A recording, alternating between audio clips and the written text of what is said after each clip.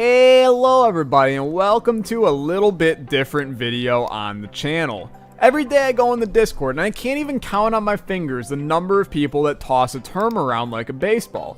Roguelike. Isaac is my favorite roguelike. Minecraft is a roguelike, right? I only play roguelikes. Today, I'm looking to teach you a condensed history of roguelikes and why the majority of the games you play today don't even fall under this genre. Let's hop right in. The founding father of roguelikes, despite there being several games made before it that had similar qualities, was Rogue itself. Wow, what a shocker, roguelikes are games like Rogue. Weird. Rogue was a dungeon crawler created by Michael Toy and Glenn Wichman at University of California, Santa Cruz in 1980.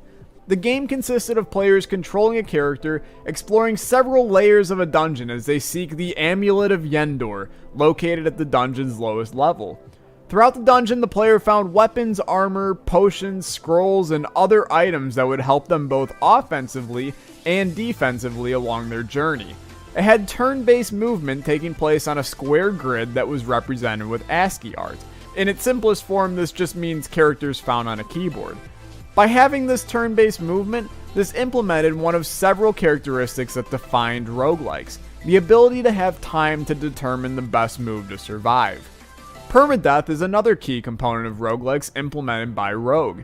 Upon death, the character is dead and loses all resources, treasure, and experience from any previous run. The next run is then procedurally generated yet again, another basis of roguelikes, and the game starts yet again different but similar to the previous. Some other characteristics of roguelikes include a dungeon hack style of gameplay, where the goal is to kill monsters to find treasure in order to kill stronger monsters to find greater treasure, etc., as well as giving the character freedom to explore and do whatever they want in the game, as roguelikes have no fixed plot until the end game goal. So let's recap. Here's the characteristics of roguelikes. Grid-based motion, primarily in a top-down fashion. I'm not sure you can even do grid-based motion not top-down. Permadeath. Once your character dies, it dies, and all... It doesn't have to be grid-based. That is just... no. That's just so outdated. The main difference is just that roguelites have outside of the game upgrades to make your character stronger, while roguelikes are just more hardcore and every run could essentially be the same. You could beat it on the first try if you're good enough. You only get the upgrades in-game. Well... progress is lost from the previous run. Turn-based combat. Time freezes in order to make the best decisions possible. Dungeon-style combat. Hack and slash your way through the dungeon, killing monsters and gaining upgrades. Freedom. Do whatever you want while working your way to the end goal.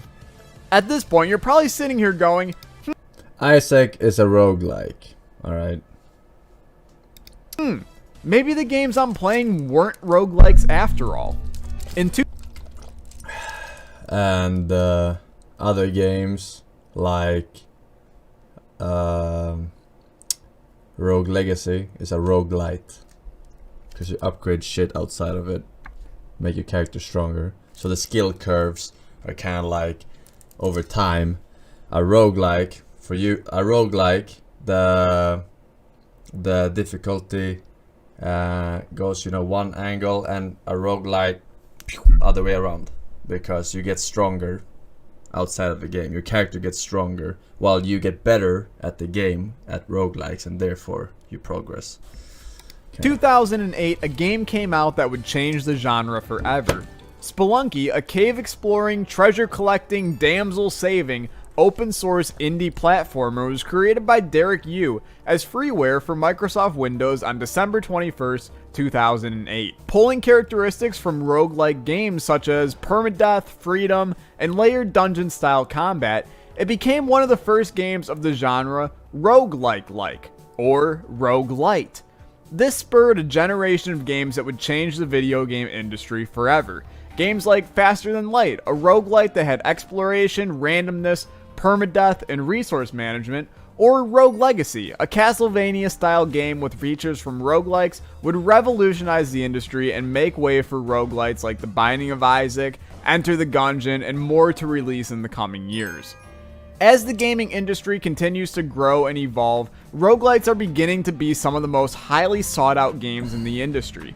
Just this year in 2018, we have releases like Dungreed, the updates to Dead Cells, and soon the release of the long-awaited FTL is definitely a roguelike. If you enjoyed this informational video, be sure to let me know down below. His shit is just outdated. Like it really, like, it's not about it being grid based anymore. It is really not. Absolutely wrong. It's just about one game focusing on the in-game part only, while the other part is a little bit easier and focuses on progression outside of the runs themselves, which is the roguelite ones. If you liked the video, make sure to leave a like and a comment on what you want to see next.